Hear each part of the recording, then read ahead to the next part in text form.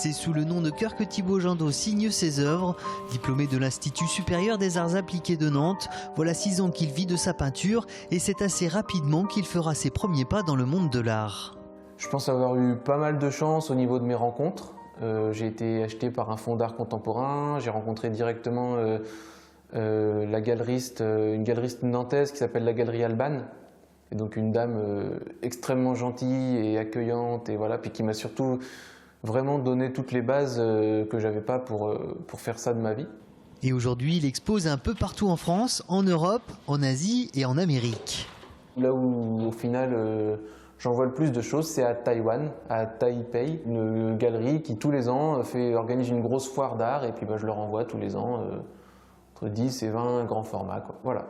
Son thème de prédilection, les animaux, un travail qu'il réalise d'après photo et dans lequel il s'évertue à garder le dynamisme et le naturel de chaque espèce qu'il immortalise.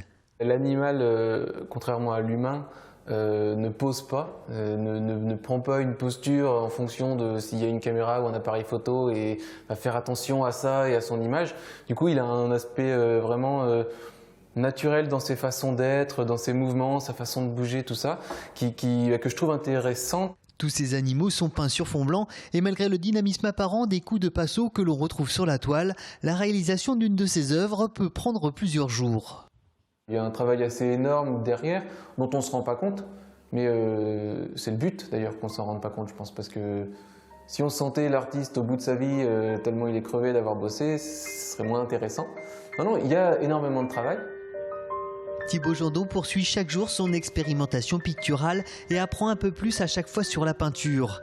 À terme, il aimerait créer un collectif d'artistes et rompre ainsi avec le mythe du peintre seul face à sa toile.